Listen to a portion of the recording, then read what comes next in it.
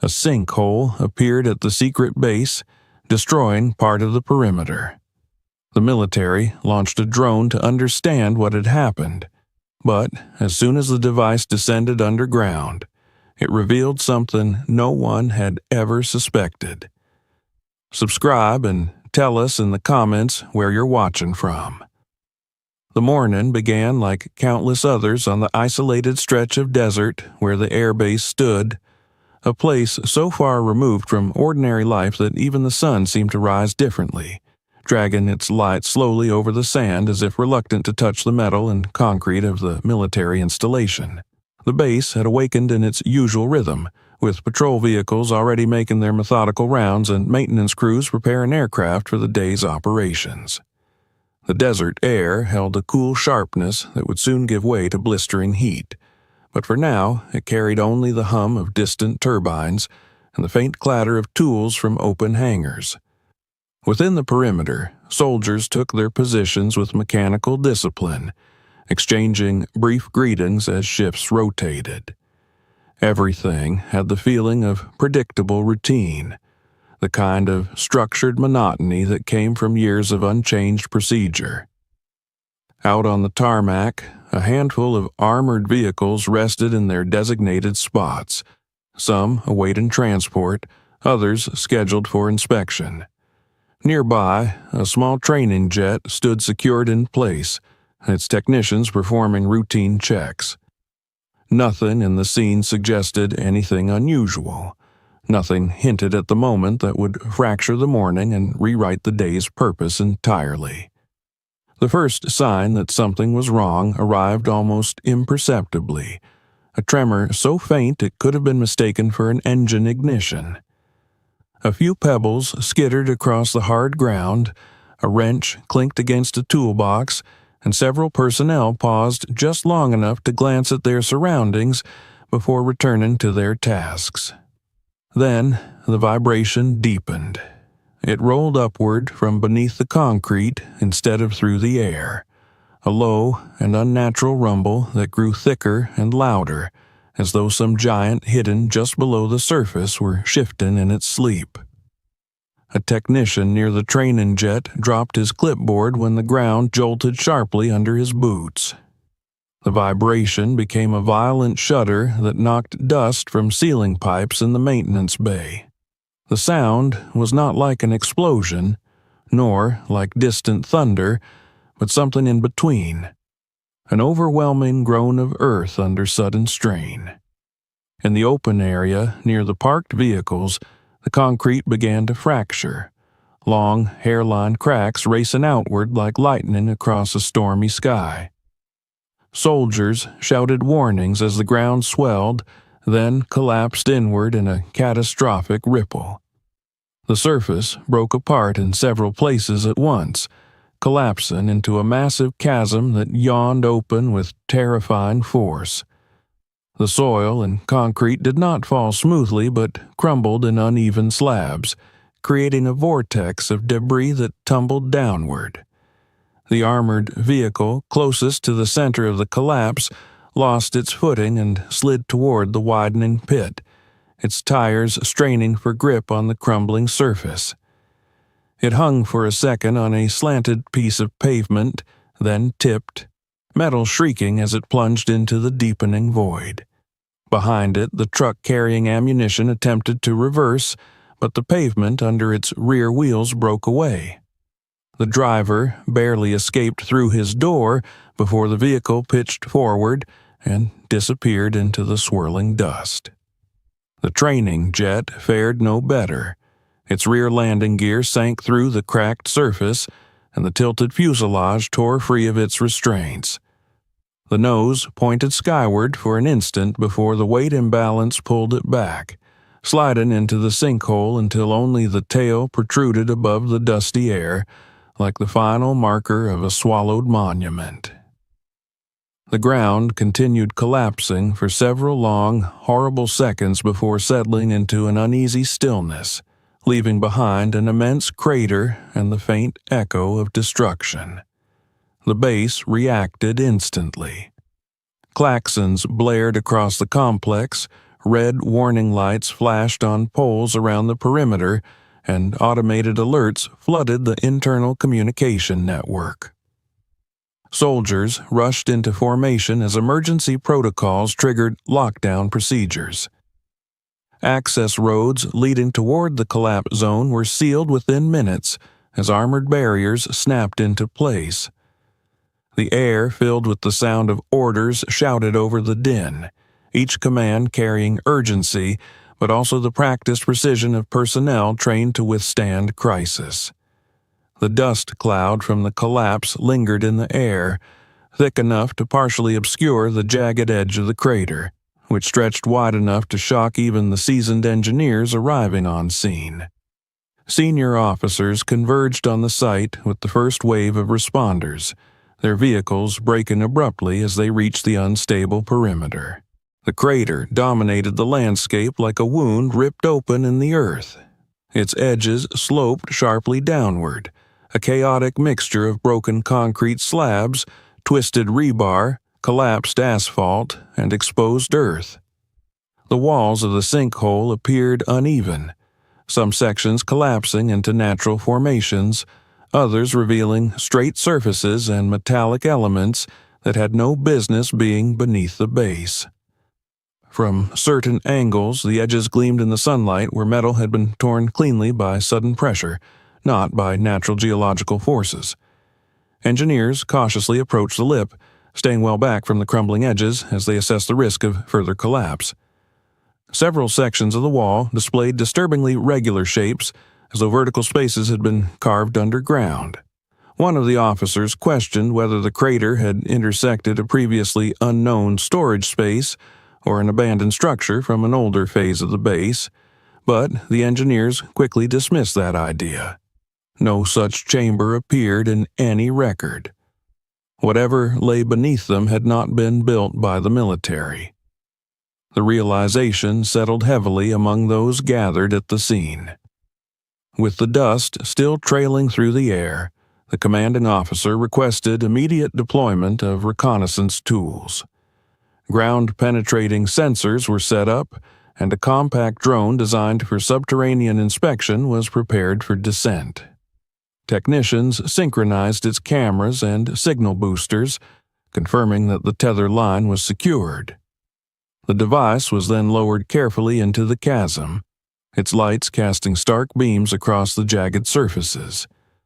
The live feed displayed on handheld monitors revealed eerie layers of broken structure, as if the collapse had peeled back the earth to uncover hidden passages.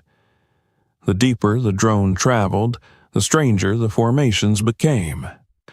The walls shifted from raw soil and fractured concrete to patterns that suggested deliberate construction. Smooth, vertical lines, symmetrically placed support beams, segments that resembled reinforced tunnel struts. The team exchanged uneasy glances as the drone drifted toward what appeared to be the entrance of a horizontal passage carved into the wall of the sinkhole. The structure was unmistakably artificial, built with a consistency and precision that only human hands and modern tools could achieve. The drone descended further, passing through the opening, its lights illuminating the unmistakable interior of a man-made tunnel. The walls were lined with reinforced supports that looked neither decayed nor aged. In fact, they appeared relatively new. Dust clung to them, but there were no signs of rust or erosion. It was a construction far too recent to belong to any archived infrastructure. At approximately 60 meters below the surface, the drone's feed flickered. The image distorted, vanishing into a haze of static. Technicians attempted to re-establish signal, switching frequencies and toggling the boosters, but nothing restored the connection. The drone had not crashed. Its tether line remained taut, suggesting it still hung freely in the void. Yet the signal was gone, cut off abruptly as though something below had interfered with it. The engineers exchanged alarmed looks. A natural obstruction could cause interference, but a complete and sudden blackout, especially one occurring the moment the drone entered deeper into the tunnel, suggested the presence of either shielding materials or an active blocking device. The commanding officer studied the last frozen frame of the video feed, which captured a sliver of the tunnel's interior before the blackout. The image lingered with unsettling clarity. A smooth, reinforced passageway stretching into darkness, built with deliberate intent, offering no clue as to who had carved it or for what purpose. The implications were immediate and troubling. Something was beneath the base, something that no official documentation acknowledged, and the collapse had exposed it only by accident. The decision to send personnel down for a physical inspection came quickly. The scale of the collapse, the mysterious tunnel, and the sudden loss of the drone signal demanded a direct investigation. Already, soldiers were establishing a wider exclusion zone around the sinkhole, ensuring that no unauthorized individuals approached the scene. Equipment for a manned descent was prepared, ropes and harnesses fitted, environmental sensors calibrated.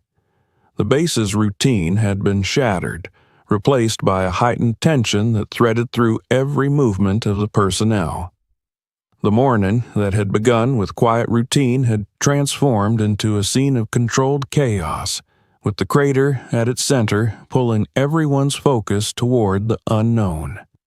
From the edge of the chasm, the commanding officer looked down into the dim, jagged depths, aware that whatever waited in the darkness was far more complex than a simple geological failure. The collapse had uncovered a hidden world beneath the base, one that someone had built with purpose and secrecy. As dust settled and preparations for descent continued, a single thought pressed upon him with growing weight. This was not the end of the mystery. This was merely the beginning. The preparations for the descent began almost immediately after the drone's signal vanished, as though the abrupt silence from below had swept the last traces of hesitation from the minds of those responsible for the investigation. The crater remained disturbingly still, as if it were holding its breath, the sunlight falling weakly across the jagged layers of broken earth and metal. Engineers, soldiers, and specialized rescue personnel moved with controlled urgency, their movements guided by decades-old emergency procedures that had never anticipated a situation quite like this one. The air retained a faint mixture of dust and the unsettled tension of a base that had only begun to understand the enormity of what had just been uncovered. Orders traveled quickly across radios, each crisp and urgent, echoing over the hum of machinery being unpacked near the crater's edge. While teams secured the perimeter, a specialized unit assembled the equipment required for a manned descent.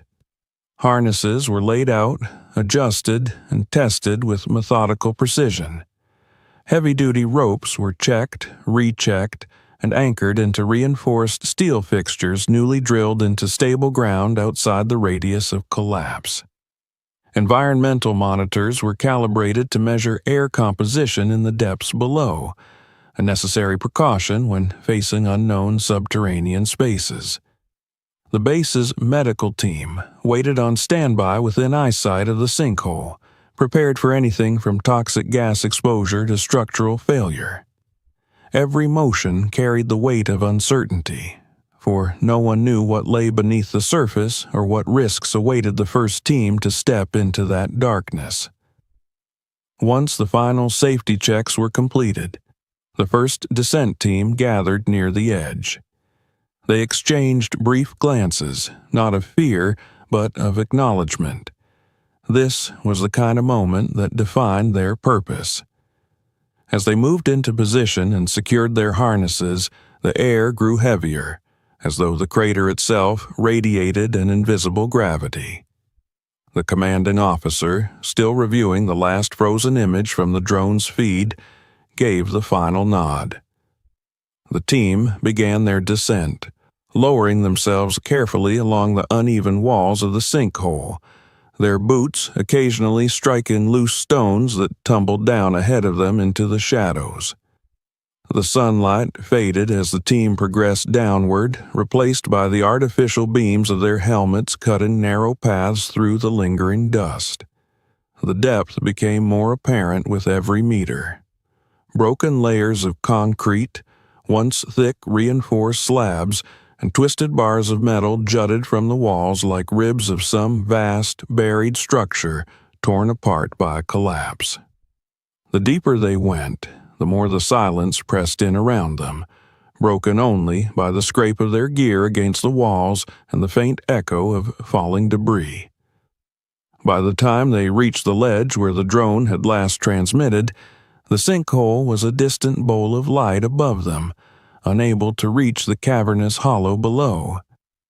The entrance to the horizontal tunnel revealed itself with far greater clarity now that the team stood before it. Even in the dim beam of their lights, the edges of the passage were sharp and deliberate, cut into the earth with unmistakable intention. The walls bore signs of modern excavation equipment, not the crude marks of old tools, but clean, deliberate surfaces supported by recently installed metal frames. Dust coated everything uniformly, yet there were no signs of age. The supports showed no rust. The bolts looked almost new. The tunnel had not been here for decades, or even many years. It had been constructed recently, so recently that several of the team members exchanged uneasy looks, each arriving at the same silent conclusion without words. The air inside the passage felt different, as though it carried a subtle chill that did not match the heat rising from the desert above. The team stepped inside cautiously, their lights revealing a straight path that extended far beyond what the drone had captured before the signal vanished. The ground showed signs of frequent use, boot prints pressed into the fine dust, tracks resembling those of narrow cartwheels, and subtle indentations that suggested heavy loads had been dragged or wheeled deeper into the earth. The distribution of dust itself told a story. Some areas were evenly layered, untouched for days perhaps, while others revealed fresh disturbances where movement had occurred more recently. These traces did not belong to animals or natural shifts. They were purposeful human signatures. As the team progressed deeper, the tunnel widened slightly. They observed how the reinforcement beams were arranged with an engineer's logic, installed at calculated intervals to support the weight of the earth overhead. The mere existence of such a structure beneath a military base, without documentation, was astonishing. The team members spoke sparingly, each aware that even a whisper echoed strangely in the confined space. The silence was not merely absence of sound. It felt charged, filled with the weight of secrecy and the sensation of being somewhere no one was meant to enter. It did not take long before they discovered the first hidden chamber. One of the technicians noticed a faintly outlined rectangular shape along the right wall, a surface that did not match the surrounding stone. Closer inspection revealed it to be a concealed panel fashioned from composite material and coated with a thin layer of dust for camouflage. When they pried it open, it swung inward effortlessly, as though it had been maintained recently. Behind it lay a compact room, large enough for several people to work in or store equipment. Shelves lined the walls, holding sealed containers stacked with an almost obsessive sense of organization. No military markings adorned them. Instead, they bore blank labels, or none at all, a detail that immediately raised suspicions. Opening the containers revealed their contents: ammunition boxes filled with rounds of various calibers, industrial-strength tools, oxygen tanks, coiled ropes, and heavy-duty construction equipment. There were portable generators, fuel canisters, and ventilation fans designed for underground use. The equipment was civilian in origin, but the breadth and arrangement suggested more than casual use. Everything implied prolonged activity, foresight, and a large-scale operation executed with secrecy in mind. The discovery lent a chilling validity to the theory that someone had constructed this network deliberately and systematically. The team moved on through the tunnel, their pace steady but increasingly wary. The farther they went, the stronger the impression became that the corridor had served as an artery for continuous movement. The boot prints and wheel tracks continued, sometimes overlapping but consistently directed toward the depths ahead. At certain points, the tunnel intersected with older structures, relics from previous decades of base development. These passages bore the signature of an earlier era, with rusted metal, faded stenciling, and outdated fixtures from forgotten infrastructure projects. The newer tunnel passed through these older cavities seamlessly, incorporating their space when useful and bypassing them when not. Whoever built this system had access to information beyond public or military record, possessing knowledge of obsolete tunnels long lost to official documentation. The air thickened slightly as the team ventured deeper, and the faint hum of machinery stirred in the distance, a sound too controlled to be geological. When they encountered a widening of the corridor ahead, they paused before entering the next area. The space beyond opened into a chamber far larger than the first hidden room, suggesting this was a central point within the network. The walls were lined with black cables running in parallel, feeding into portable generators placed atop reinforced platforms. Papers, tools, and bits of packaging littered the floor as though abandoned in haste. The room had clearly served as an underground operations center. Maps and diagrams were affixed to the walls, illuminated by the team's flashlights. As the lights passed over them, the outlines of strategic routes became visible, paths marked in red, blue, and black, some forming concentric reference points around the perimeter of the very base above, others reaching outward toward sectors that were unmistakably part of the restricted area belonging to the notorious Zone 51. The maps were detailed, containing topographical indicators, estimated sensor locations, and notations regarding geological density in certain regions. It did not take long to notice that the tunnel they now stood in was drawn on several maps, marked as a primary approach route toward one specific location within the adjacent restricted zone. Papers scattered across makeshift desks showed calculations of load-bearing capacity, depth measurements, air circulation plans, and notes related to excavation progress. Some carried signs of repeated revisions, lines crossed out, new measurements scribbled in the margins. It was evident that the builders had adapted their plans again and again as they worked deeper, adjusting for unexpected rock formations or changes in soil consistency. This was not the work of amateurs or casual trespassers. It was a carefully orchestrated operation, executed by individuals who possessed both technical knowledge and a clear, unwavering objective. As the team continued to explore this underground command point, they realized the operation must have involved multiple people working systematically for months. The network of tunnels, the hidden storage rooms, the improvised command center, and the meticulous notes all pointed to a level of planning that rivaled military operations. Yet, the absence of any official record meant these builders were acting entirely outside the law, beneath the feet of one of the most secure military installations in the country. The deeper truth was beginning to emerge, unsettling and undeniable. Someone had not simply created a tunnel beneath the airbase. They had carved a pathway aimed directly toward one of the most restricted and secretive facilities in the United States. The discovery of this base of operations added overwhelming weight to the mystery, raising the stakes for whatever the team might find next. The team members exchanged glances that revealed the same growing awareness. This tunnel was not an isolated act. It was a deliberate attempt to infiltrate a place not meant to be entered, a place that had been shielded for decades by secrecy, speculation, and layers of defense.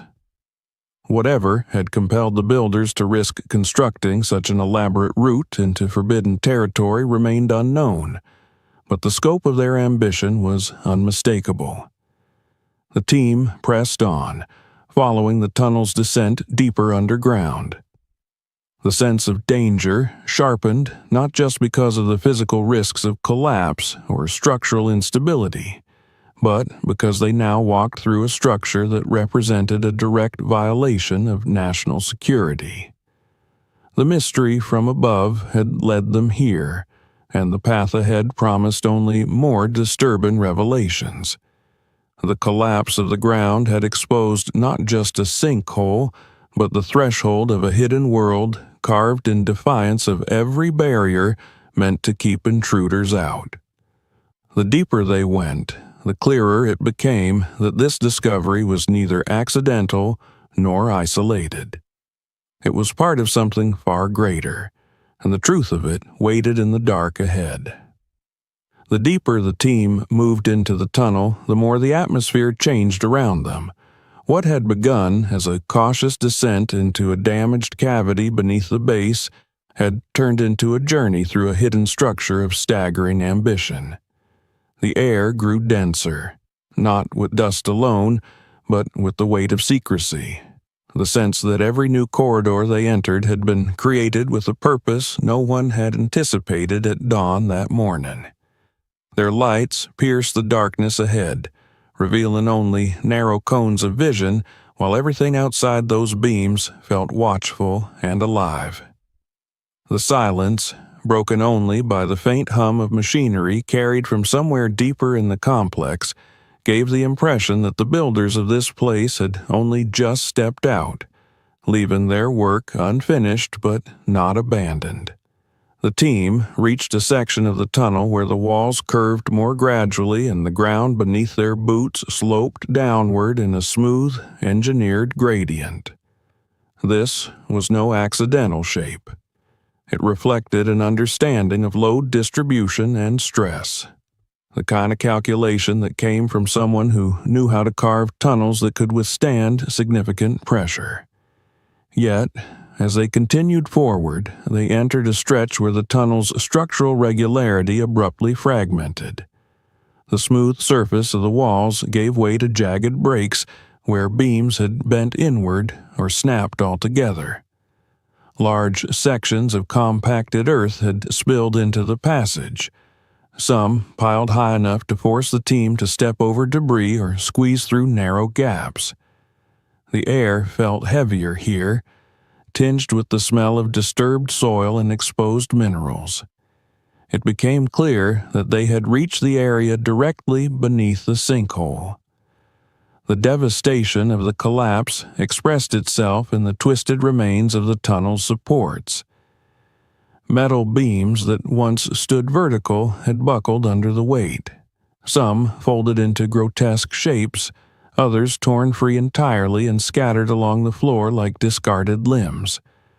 The ground above had sheared downward with such force that entire sections of the ceiling had broken loose, leaving only remnants of what had once been a carefully reinforced corridor. The team paused here, taken in the sight. This was the point at which the tunnel's designers had made their fatal miscalculation. The widening of the chamber, begun without reinforcing the surrounding earth adequately, had triggered a chain reaction. The supports had not been designed to handle the enormous strain created by the expanding cavity, and the ground overhead had collapsed with crushing finality. From where they stood, the faint edge of sunlight filtering down from the distant sinkhole above reminded them just how fragile the barrier between the surface and this subterranean world could be. The collapse, though catastrophic for the base, had been merely the byproduct of a hidden project much larger in scale. Had the builders managed to reinforce the chamber correctly or pace their excavation more cautiously, the base might never have discovered what lay below. The thought lingered in the minds of the team as they surveyed the ruined section with a mixture of awe and unease. The collapse had stopped the builders, but it had also brought their work into the light. Beyond the ruined section, the tunnel widened into a different kind of passage, one that bore signs of being carved around pre-existing structures. The walls transitioned from newer smooth surfaces to older, rougher textures marked with discoloration and faint paint patterns worn over time.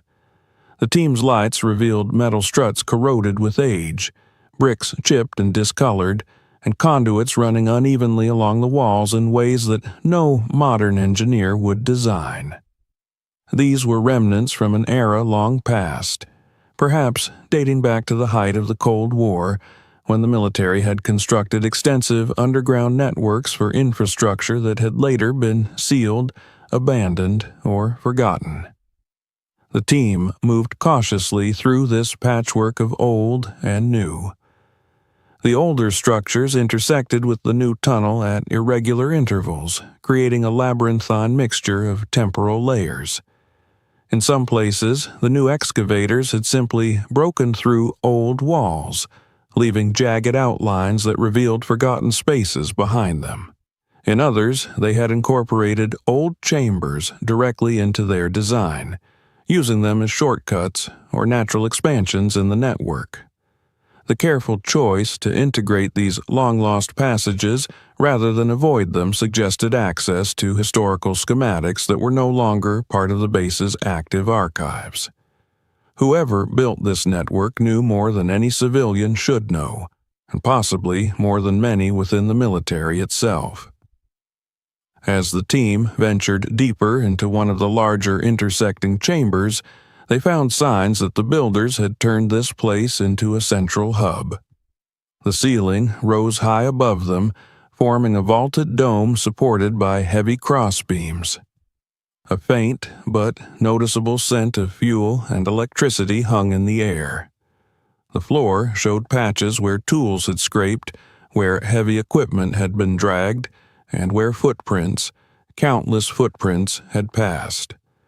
Against the far wall stood portable generators, some still warm, their cables snaking outward like veins across the floor. Fuel cans lay nearby, some half full, others empty. The remains of food wrappers, emptied water bottles, and other human traces suggested that people had not only worked here, but had spent long amounts of time underground. Tables made of scavenged materials held piles of documents weighted down by rocks and tools to keep them from sliding. The papers bore calculations, schematics, and diagrams. As the team shone their lights over these documents, the images sharpened into recognizable forms. Floor plans, topographical cross-sections, and detailed maps of restricted zones. Bold lines cut across the maps indicating potential pathways, angles of approach, and weak points in structural fortification. Several maps depicted the region surrounding the base with astonishing precision, showing not only the outer boundary but also sections of underground infrastructure rarely shown outside classified channels. One map in particular featured an unmistakable outline, the perimeter of Zone 51, marked in meticulous detail. This discovery confirmed everything the team had suspected. The tunnel was not simply a geological accident or the project of rogue trespassers seeking thrill. It was a deliberate construction intended to lead into one of the most secure and mythologized facilities in the nation. The scale of preparation visible here spoke volumes. The builders understood the patrol rotations, the density of bedrock, the types of motion sensors likely used in the restricted area. They had calculated angles to avoid seismic detectors and had plotted their course through the least monitored sections of terrain. They knew the old infrastructure well enough to exploit forgotten segments and integrate them into their route. The more they examined the materials on the tables, the clearer the timeline appeared. The project had evolved over many months. Early sketches showed a rough outline of the tunnel far shorter and less sophisticated. Later, diagrams displayed corrections, changes in direction, and newly added branches. Some notes described unexpected encounters with harder rock or water pockets, leading to rerouting.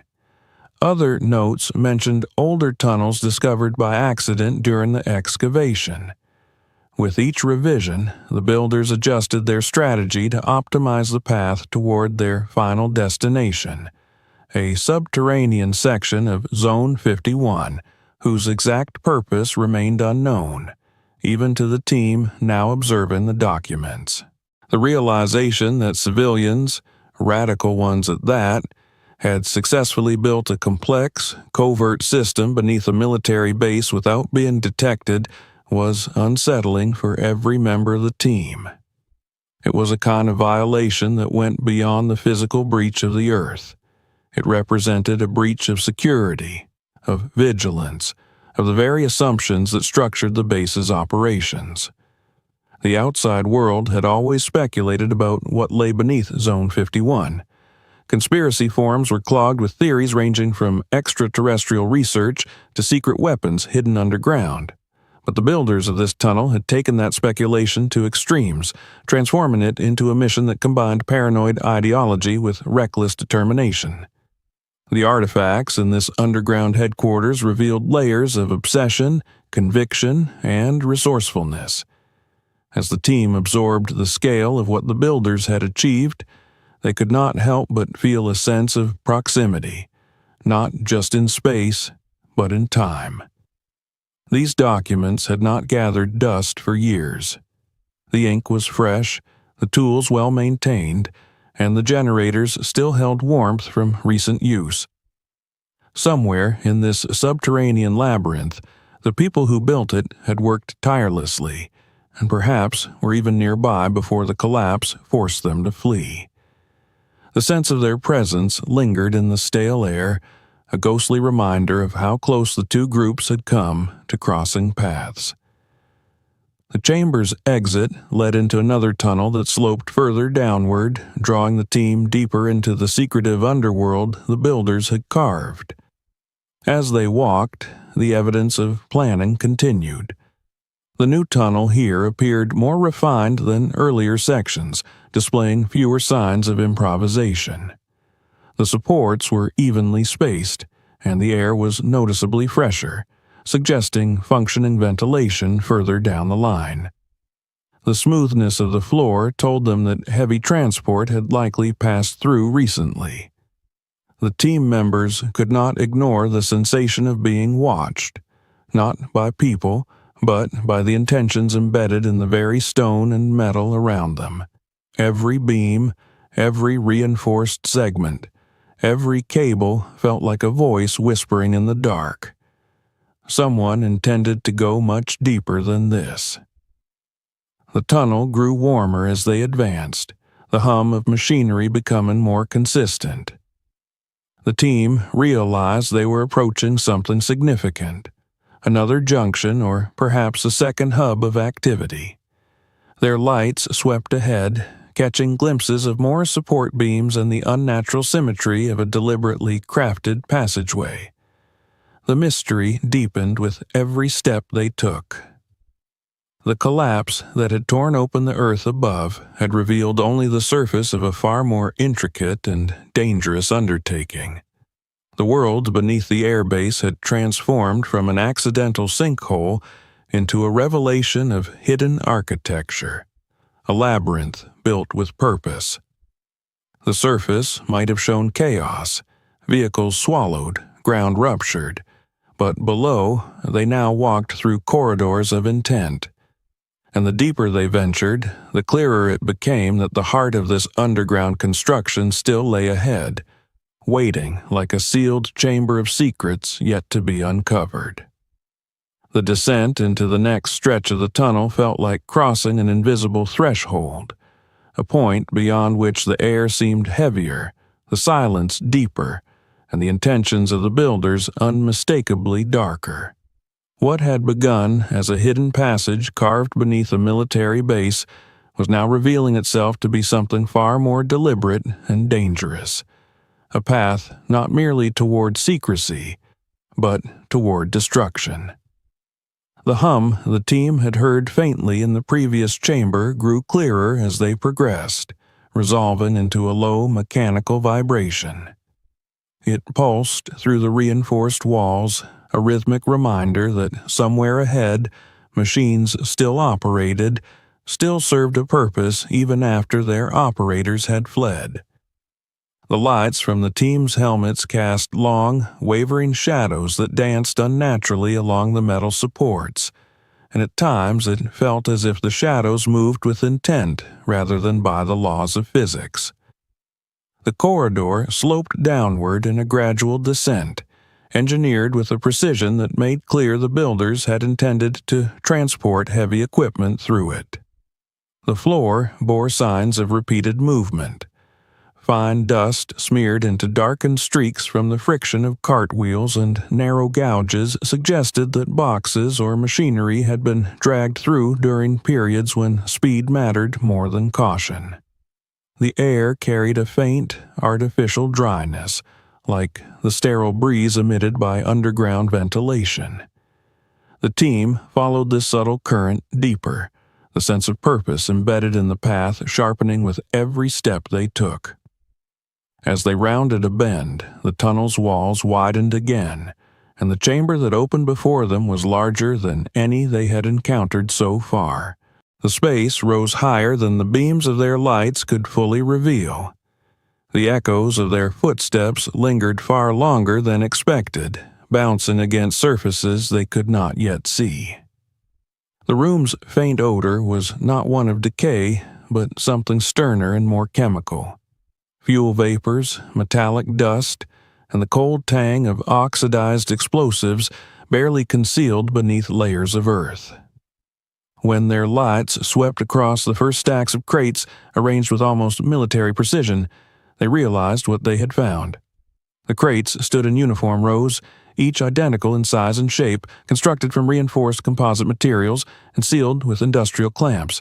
Even before the team approached them, the markings, though mostly scraped off or obscured, gave subtle hints. The thickness of the crates, the reinforced edges, the distinctive clamps, all were features known to those who dealt with demolition materials. As the team's lights focused on the labels that had not been fully erased, they saw faint impressions where stenciled warnings had once been. The outlines of triangles, the ghostly remains of numerical codes, and an occasional partially scratched-out word were enough to confirm their suspicions. These crates contained high-grade explosives. The reality of this discovery settled over the team like a suffocating weight. There was no plausible scenario in which such quantities of demolition-grade material could exist beneath a military base without authorization. Someone had smuggled these materials into the subterranean labyrinth and done so in quantities large enough to devastate underground structures. The placement of the crates, stacked methodically, secured with precision, was not the work of amateurs. Whoever had planned this operation understood demolition tactics intimately, and they had intended to use these explosives not in isolated charges, but in a coordinated detonation designed to pierce through reinforced barriers. The team moved cautiously between the rows. Some crates had been opened, revealing their lethal contents. Blocks of stabilized explosives wrapped in protective casings, coils of detonation cord, bundles of shaped charges engineered to focus explosive force in precise directions. In several crates, components lay arranged in neat rows, as if prepared for assembly. Digital timers with rugged casings rested beside detonators, all dormant yet appearing fully operational. The equipment was clean, orderly, and meticulously organized, a chilling testament to how close the unknown group had come to executing their plan. Further into the chamber, the team discovered a section where complex wiring diagrams littered a makeshift table. The papers were covered in hand-drawn lines illustrating blast patterns and shockwave behavior, annotated with detailed calculations. Red arrows indicated the intended direction of concussive force. Blue lines marked structural weak points. Several sketches depicted the same target from different angles. A thick concrete wall reinforced with steel mesh and interconnected beams. The target was drawn repeatedly, each time with notes about angles, charge placement, and predicted breach dimensions. It was clear this wall was not part of the tunnel network but belonged to an entirely different structure deeper underground.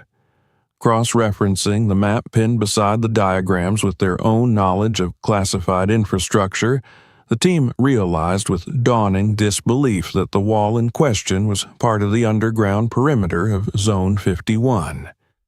The builders had intended not to explore or observe, but to force their way through the subterranean defenses of one of the most heavily guarded facilities in the country, and they had nearly completed the tools required for such an incursion. As the team ventured deeper into the chamber, the glow of abandoned work lights appeared ahead, their bulbs weak but still functional due to compact generators humming quietly nearby. The flickering lights cast hazy illumination across the floor, revealing an area where work had clearly been halted mid-preparation. Half-empty crates lay open, their contents scattered. Several shaped charges had been partially assembled. Detonation cords were unrolled but not connected. Someone had set up a workbench with clamps, pliers, and tools laid out neatly, yet the bench bore the unmistakable sign that its user had left in haste. The tools remained aligned, but the project lay incomplete, as though an urgent shout had forced them to abandon everything and flee. This impression was strengthened by the presence of a half-eaten ration bar sitting on the bench, one end bitten off, still in its wrapper. An overturned chair lay nearby, and its legs angled awkwardly as if knocked aside during a sudden exit.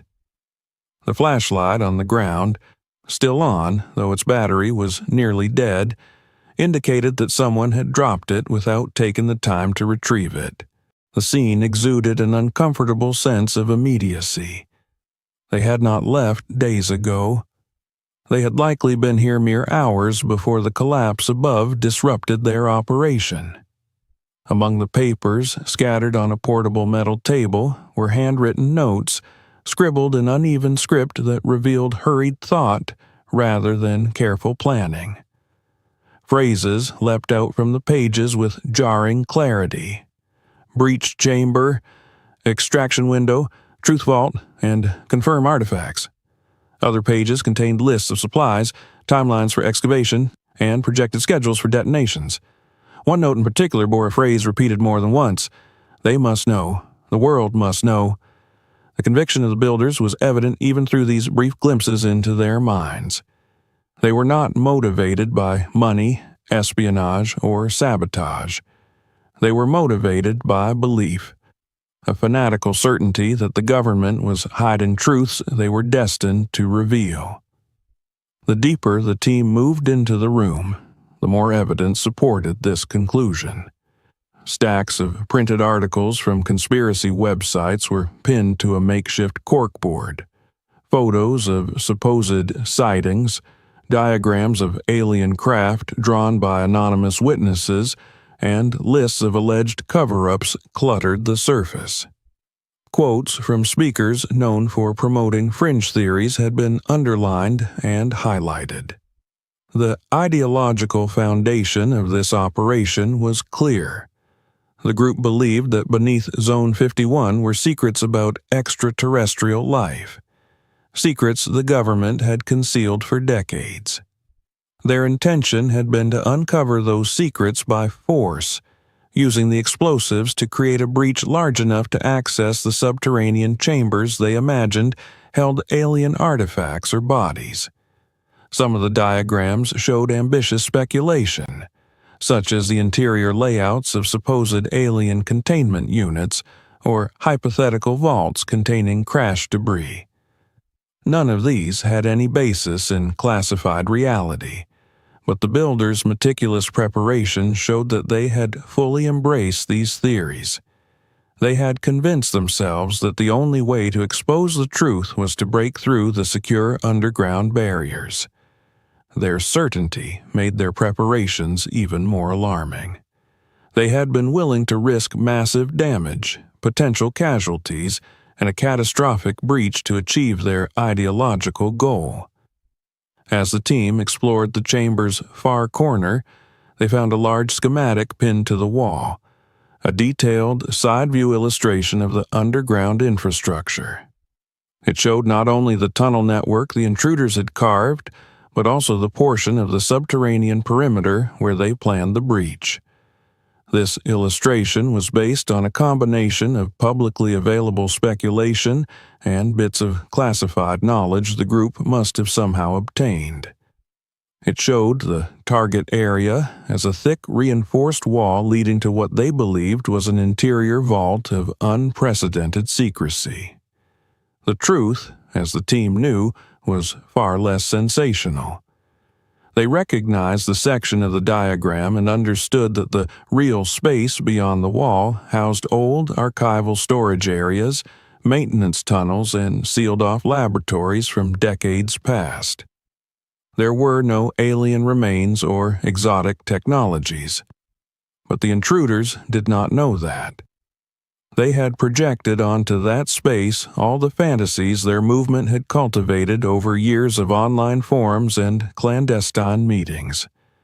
Their breach would not have uncovered extraterrestrial mysteries. It would have resulted in destruction and chaos. The thought lingered heavily among the team as they stood in that chamber. The explosives would have cracked open structural sections not designed to withstand inward assault. Debris could have cascaded into adjacent areas, crushing old support systems and potentially causing collapses beyond the target zone. If the builders had succeeded, the consequences could have ranged from localized cave-ins to catastrophic structural failures affecting the integrity of the entire subterranean complex. The sensation of standing in the midst of such potential devastation left the team chilled. They had entered this tunnel expecting danger, but not this magnitude of threat, nor this kind of misguided fervor. The intruders were not military-trained operatives or foreign agents. They were civilians driven by ideology, radicalized by the belief that the government was hiding the truth from humanity. And, despite their lack of formal training, they had managed to build something that came dangerously close to breaching a restricted military zone. In the dim light of the chamber, amid crates of explosives, incomplete devices, and scattered remnants of hurried departure, the team recognized the full scale of what they had stumbled upon. The collapse above had halted the operation, but only by chance. Had the tunnel not given way, the builders might have completed their preparations and carried out the largest unauthorized subterranean incursion in the base's history. The team remained silent for several long moments, the gravity of the discovery settling into their bones. The machinery still hummed, the abandoned work lights flickered, and the air felt close and heavy, as though saturated with the intent left behind by those who had fled. The team knew that they had to continue deeper, that this chamber was not the end of the tunnel, but merely another waypoint in a path leading toward a confrontation with something even more complex. The minds behind this operation, the ideology that drove them, and the full extent of the threat they represented. The silence that settled over the chamber after the team finished examining the explosives felt heavier than the earth pressing down above them. The hum of the generators, the faint flicker of the dying work lights, the stale air, everything contributed to the suffocating realization of how close the base had come to facing a catastrophe engineered not by a foreign power or a rogue military faction, but by civilians driven by obsession. As the team moved away from the explosives room, no one spoke for a long while. The enormity of what they had found shadowed their steps, and every light beam cast across the tunnel walls seemed to reveal more evidence of a conspiracy that had been meticulously planned and executed beneath their feet. The tunnel ahead narrowed slightly, then curved, leading into a sloping passage that bore far fewer signs of collapse. The floor showed tracks that were clearer, less buried beneath dust, as though traffic here had been more frequent and more recent. Scattered footprints appeared in clusters, some deep and sharply defined, others fading into softer impressions. These overlapping patterns suggested numerous individuals had traveled this way repeatedly, forming a well-established path through the network. In places, the dust was disturbed in broad, sweeping arcs, the kind made when heavy objects are dragged or wheeled through with urgency. Each trace told a story of movement and purpose. No part of this tunnel had been idle. The deeper the team progressed, the more artifacts of everyday human presence they encountered. A strip of cloth snagged on a protruding beam, a broken clasp from a backpack, a discarded multi-tool lying near the wall. Someone had dropped a flashlight battery, which had rolled into a small crevice where it had lain undisturbed. Scattered debris formed a mosaic of habits and routines, the residues of long nights spent underground. Nothing here belonged to someone making a single reckless intrusion. Everything pointed to months, perhaps even more than a year, of continuous work. The team followed the slope until it leveled into another broad chamber, though smaller than the explosives room. This space, however, bore an entirely different character. Rather than stacks of crates and diagrams for demolition, it was crowded with personal items and supplies that suggested people had used it not just as a workspace, but as a base of operations where they spent extended stretches of time. Sleeping rolls lay in the corners, still flattened as if they had been used recently. Pile after pile of empty water bottles formed small clusters abandoned hastily. A few aluminum food wrappers lay scattered, their edges torn open with impatience. There was even a portable stove, cooled and dark, but still smelling faintly of something chemical and artificial. A mug sat beside it, half filled with a liquid that had long since dried into a sticky smear. Everything in the room told the story of people who had not simply worked here. They had lived here. They had eaten underground, slept underground, planned and argued and scribbled ideas underground. The walls bore scratch marks where someone had repeatedly pushed furniture or equipment against them. In another corner, a stack of notebooks sat half-toppled over, pages bristling with handwritten notes. The team approached them cautiously, flipping through pages filled with dense writing, sketches, and symbols. The notebooks revealed the builders' minds with startling clarity. Some pages cataloged engineering calculations.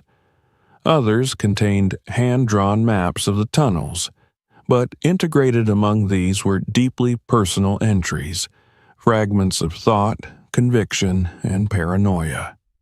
One notebook contained an entry written in hurried strokes, describing how the tunnels were the only way to bypass government surveillance. Another page held a manifesto-like statement. If we do not act, humanity will never learn what they hide beneath the desert. There were references to group meetings, secret gatherings, coded communication channels, and discussions about avoiding detection. It became tragically clear that the people behind this operation were not hardened criminals or trained infiltrators. They were ordinary individuals who had drifted far from reason, pushed by conspiracy-driven ideologies into believing that they had a moral obligation to expose secrets that did not exist. Their writing revealed fear.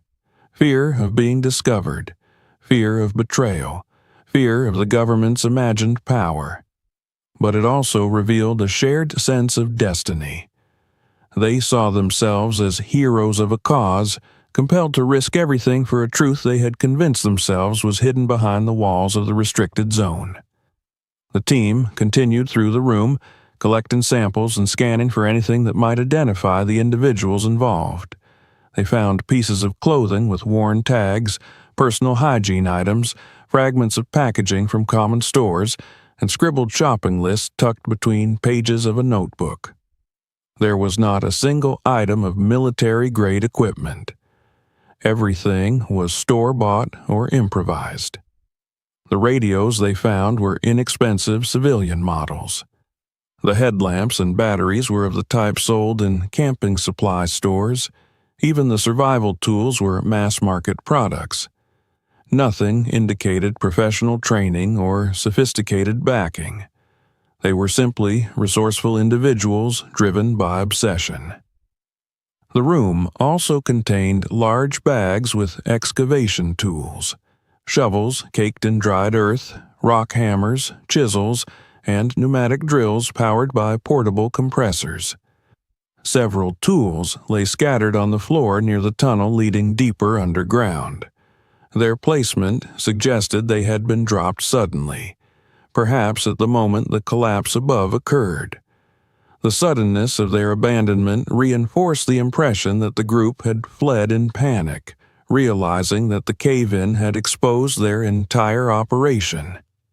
The team moved toward the far end of the chamber, where a narrow corridor led into an unexpectedly spacious alcove.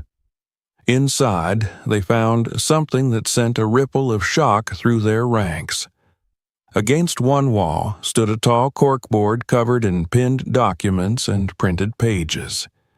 The papers were arranged in chaotic clusters, connected by strings and tape, forming networks of ideas resembling a conspiracy theorist's map of the universe. The closer they looked, the more disturbing the web became. The pinned documents included news clippings about alleged sightings near the base, blurry photographs of lights in the sky, grainy images purporting to show spacecraft, and heavily annotated printouts from fringe websites discussing theories about extraterrestrial life. Some papers contained transcripts of interviews with supposed witnesses.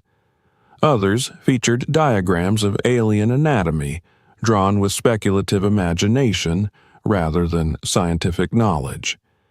Each piece connected to another with strings that formed lines radiating outward from a central pinned phrase, "Secrets buried below." The team stared in silence at this visual representation of the ideology driving the entire operation.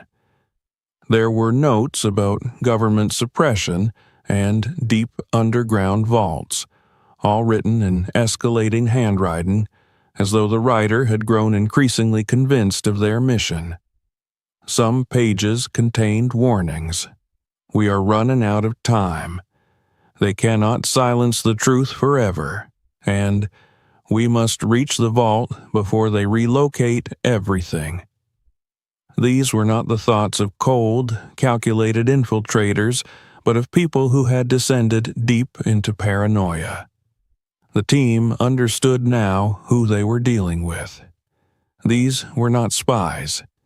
These were not saboteurs. They were zealots, radicalized civilians who believed they were fighting for humanity's right to know.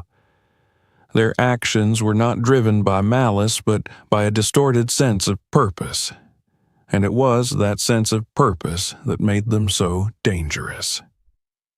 The next discovery came from a table tucked against the wall, where several digital devices lay in a tangled mess of wires and battery packs.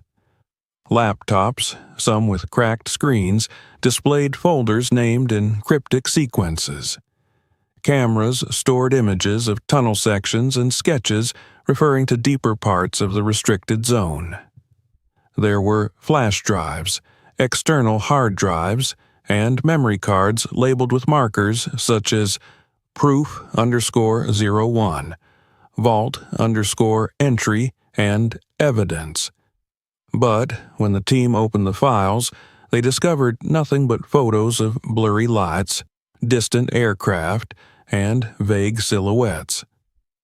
The builders had believed they were uncovering definitive proof of extraterrestrial secrets, but their evidence was nothing more than ambiguous images fueled by confirmation bias. Yet, despite the lack of real proof, their conviction had only grown stronger. The team continued to compile information as they moved through the alcove. One corner held a metal cabinet containing additional records, meeting notes, timetables, and logs referencing excavation shifts. The logs indicated a systematic rotation of individuals, each taking turns digging and reinforcing tunnels. This operation had required not only conviction, but organization. The logs suggested the group had started with a small cluster of members and expanded as the work progressed. There were references to new volunteers joining, some messages written in encouraging tones, a community built around a shared mission. The final section of the chamber revealed a hidden compartment beneath a floor panel, concealed so cleverly it almost escaped notice. When the team lifted the panel, they found a set of documents sealed in a waterproof pouch. These pages contained perhaps the most vital information the group had guarded: plans for future expansion. One page revealed a sketched map of 3 additional tunnel routes, each aimed at different locations around the perimeter of the restricted zone. The lines were marked Phase 2, Phase 3, and Phase 4. Some sketches were mere outlines, but others showed partial digging schedules and intended entry points. The realization that the tunnel they had uncovered represented only the first stage of a larger network caused a heavy silence to settle over the team once more. This operation had only narrowly been prevented. The collapse had been an accident, a miscalculation on the builders' part, but without it, they would have continued burrowing deeper, expanding their access points, and potentially creating breaches in other sensitive locations. The scale of their ambition was far greater than they had initially feared. With each discovery, the team pieced together the psychological and logistical portrait of the group. They saw civilians who had lost themselves in the depths of their own theories, who had poured their time, money, and energy into an operation they believed would expose truth to the world. They had operated in secret, evading detection by working at night, disguising their surface structures as abandoned trailers, and hauling supplies discreetly across the desert. They had no military support, yet they had built something that nearly altered the course of national security. The team members felt a growing weight in their chests as they looked around the alcove, the cluttered evidence of a mission that had spiraled far beyond reason. They could not help but wonder what had driven these civilians to such extremes. Had they been motivated by fear, by hope, by some promise whispered among like-minded friends? Or had they descended into the depths of their own imaginations until the line between reality and fiction had blurred beyond recognition? The quiet in the chamber thickened as they took stock of the overwhelming evidence. These tunnels were not just pathways carved through stone. They were manifestations of belief. Dangerous, misguided belief that had almost resulted in catastrophic consequences. The group had not acted out of malice toward the base itself, but out of fervor to expose imagined truths buried underground. Their misguided dedication made them unpredictable and potentially capable of attempting another incursion if given the chance. With that unsettling thought, the team prepared to move deeper into the tunnel system. For despite everything they had found so far, they knew there was still more ahead, more chambers, more evidence, and perhaps the final answers about the group's actions. And somewhere beyond the next turn, the consequences of this underground world would continue to unfold, revealing not only the scope of the attempted breach, but also the lingering danger that escaped into the desert when the group fled in the wake of the collapse. The realization that the tunnel network extended far beyond the first chamber weighed heavily on the team as they prepared to advance into the remaining sections. The documents they had uncovered, the sketches marked Phase 2, Phase 3, and Phase 4, revealed an ambition so sweeping that it chilled even those accustomed to dealing with threats against national security. The scale of the operation was far greater than the team had imagined when they first stepped into the sinkhole. What had seemed at the start like a rogue excavation driven by a handful of obsessed individuals had now revealed itself to be a coordinated, long-term effort involving dozens of people working in secret toward a shared and dangerously misguided goal. The air in the tunnel felt thicker as they moved forward, almost as though the network itself resisted their discovery, reluctant to relinquish the secrets that had been carved into its bones. The tunnel stretched ahead, its path marked by footprints, smudges of dirt, and careful reinforcement that showed how deliberately the group had shaped it. The team passed through sections where beams had been newly installed, still bearing flecks of shiny metal at their joints. Other beams were older, dusted with the residue of months of work and faint traces of human touch. The lights from the team's helmets glinted off bolts that had been tightened meticulously with the same dedication a craftsman might bring to a labor of passion. That sense of obsessive intent clung to every surface, every shadow, reminding them of the fanaticism that had shaped this hidden world.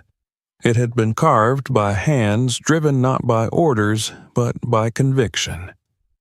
The path narrowed again, then opened into a corridor that showed signs of greater stress. Cracks ran along sections of the ceiling and walls, indicating where the earth had pressed harder than the builders anticipated.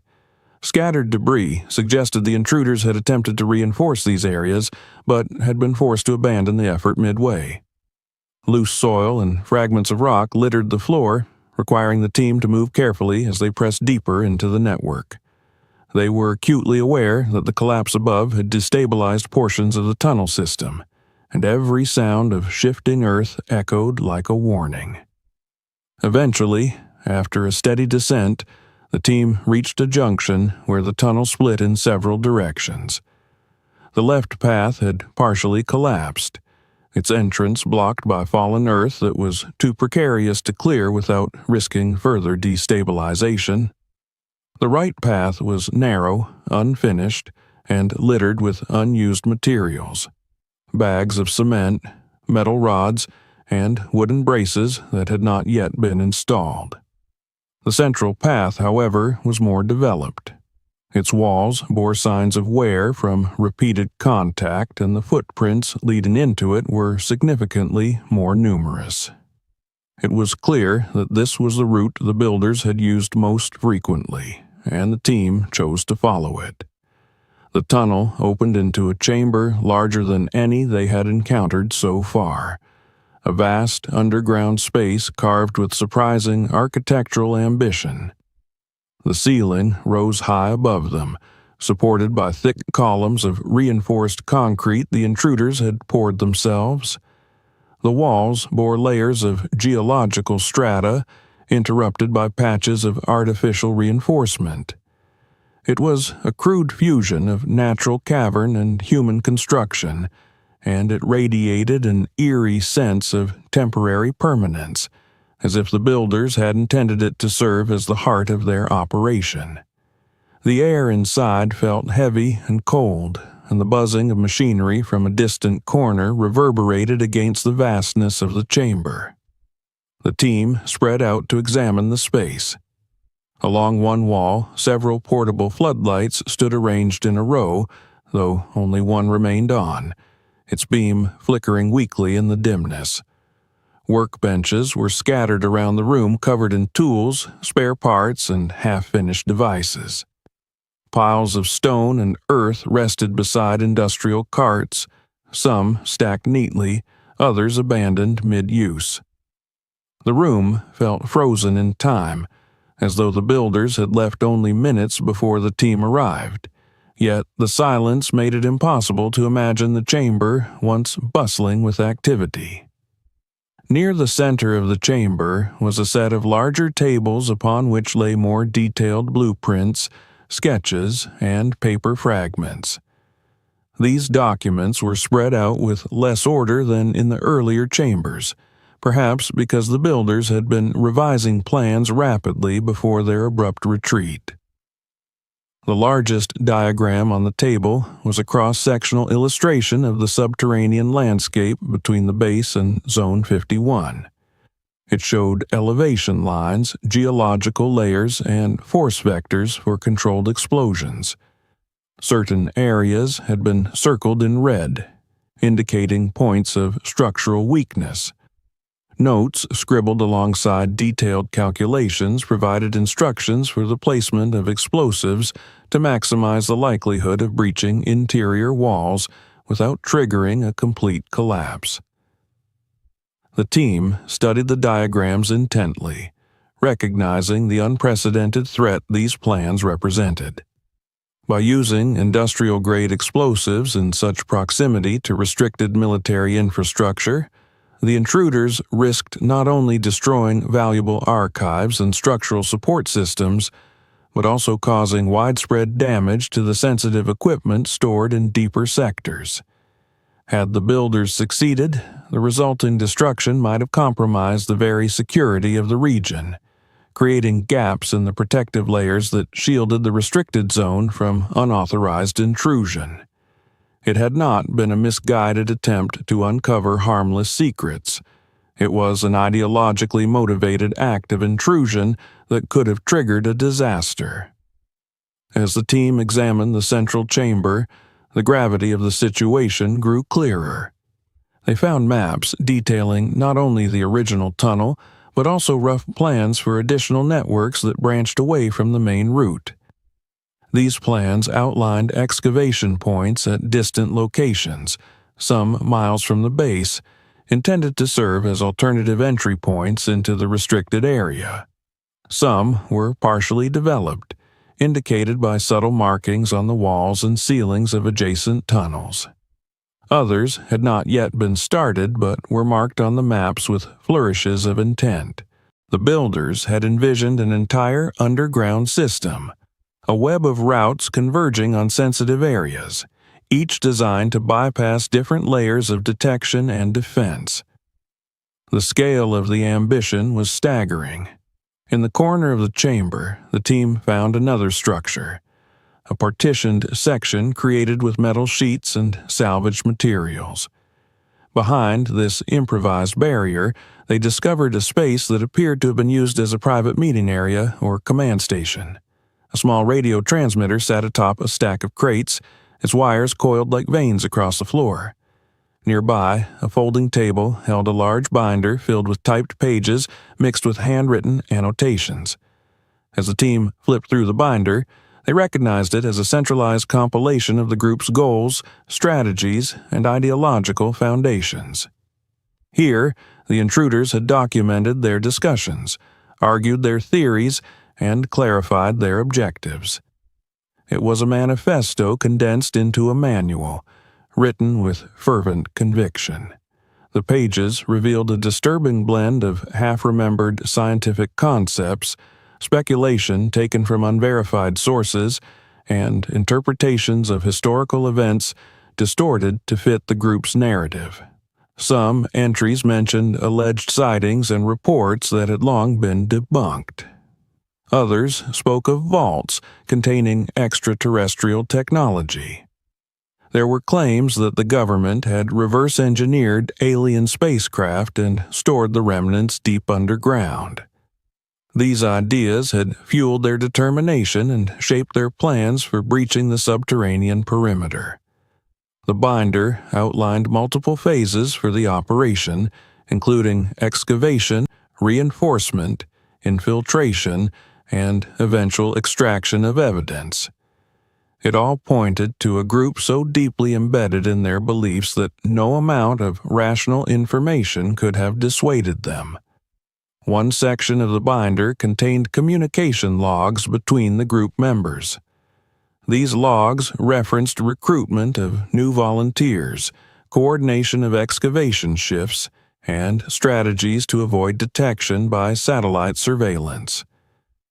The group had communicated through encrypted channels and used coded language to describe their progress. The logs also revealed tensions within the group, disagreements about tunnel placement, concerns about structural stability, and fears that their operation might be discovered prematurely. The collapse above must have felt like an inevitable disaster to them, confirming their fears and prompting their sudden flight. Realizing the significance of the binder, the team secured it carefully.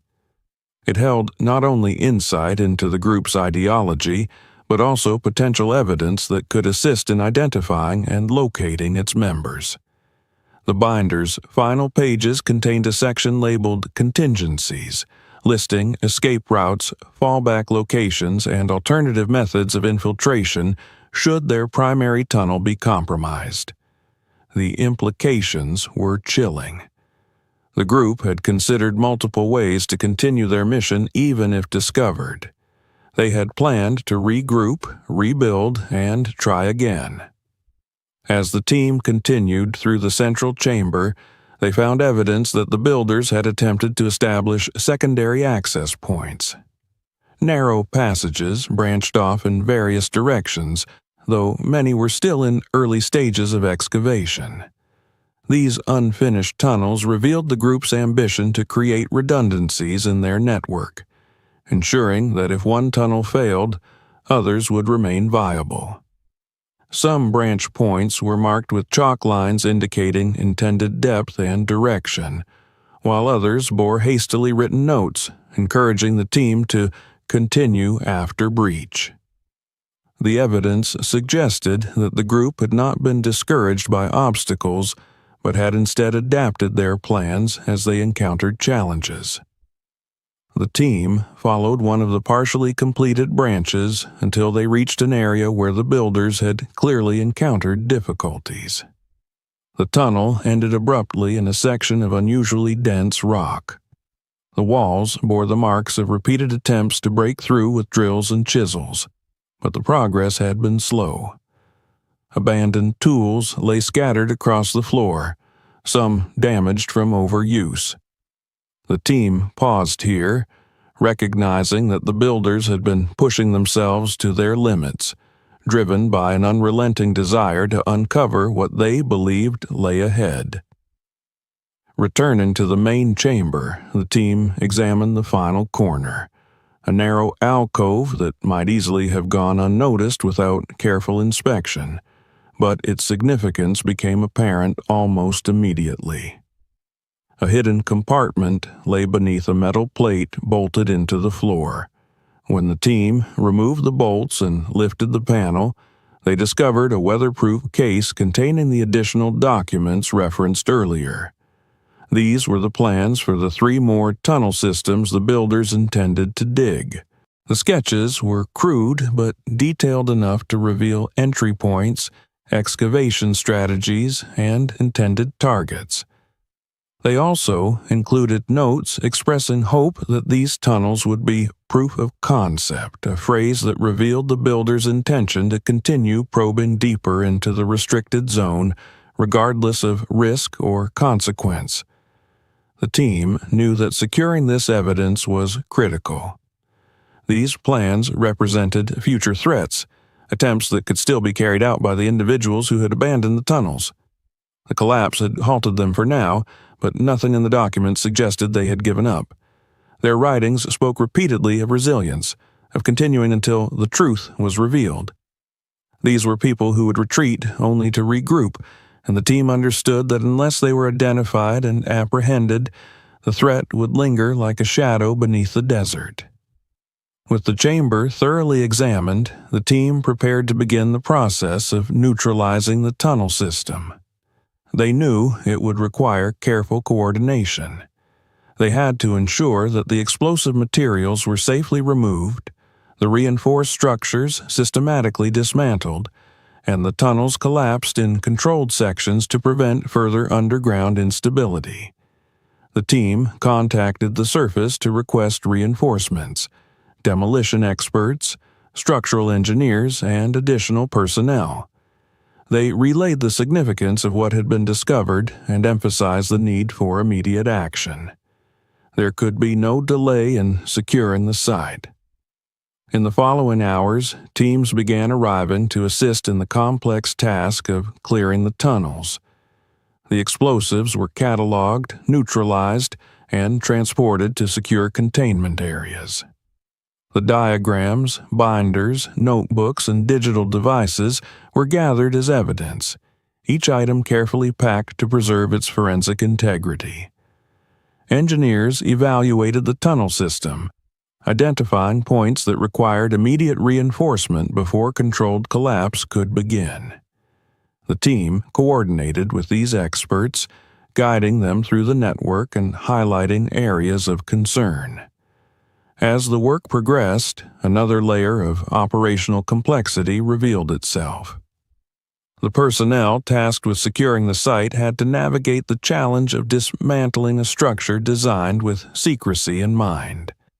Many of the tunnels were inherently unstable due to the rushed and unconventional methods used by the builders. Some passages were too narrow for large equipment, requiring delicate work with portable gear. Others were too dangerous to enter at all, forcing the team to create controlled collapses from a distance. At the same time, intelligence units began compiling profiles based on the evidence collected. The DNA samples, fingerprints, and personal items left behind provided leads. Surveillance teams were mobilized to investigate known radicalized groups and online communities devoted to conspiracy theories. Though the team knew it would take time to identify the individuals responsible, they had enough information to begin building a picture of the group's membership and operations. When the site was finally stabilized and the last of the dangerous materials removed, the process of collapsing the tunnels began. Engineers detonated charges at key structural points to ensure sections collapsed inward safely. The ground trembled as planned cave-ins sealed off chambers one by one. Dust filled the air, and the cracks left behind in the surface marked the end of the tunnel network's existence. Each collapse felt like the symbolic closing of a door, a closure for a threat that had emerged from shadows beneath the desert. On the surface, officials began preparing reports that would never be seen by the public. The official explanation would be a geological collapse caused by a shift in Earth, an event chalked up to natural processes rather than human intent. The truth, that a group of radical civilians had built an elaborate network beneath a military base, would remain classified, locked in secure files accessible only to a few authorized individuals. The public would never learn how close their government had come to facing an unprecedented underground breach. Yet, even as the tunnels were destroyed, one truth remained clear. The group responsible for this operation remained at large, their identities unknown, their intentions unresolved. The notes they left behind suggested they still believed in their mission. Their conviction had not been extinguished by the collapse. It had merely been interrupted. The team knew that somewhere out in the desert or beyond, the individuals who had carved these tunnels might already be planning their next move. As the last section of the tunnel system fell silent beneath tons of crushed earth and reinforced debris, the magnitude of the discovery lingered in the minds of those who had walked its corridors. They had witnessed firsthand the power of belief twisted into obsession, the danger posed by those convinced they alone possessed the truth. The tunnels were gone, but the ideology that had spawned them was not. It whispered in the pages of the notebooks, echoed in the sketches of future tunnels, and lived in the minds of the people who had fled into the night. And though the desert above lay quiet once more, the team could not shake the sense that beneath that silence, beneath the shifting sands and fractured earth, the story was far from over. Before you go, make sure to subscribe so you don't miss what comes next. Share this video with someone who needs to see it, and check out the next stories waiting for you. Your support helps every new episode reach the world.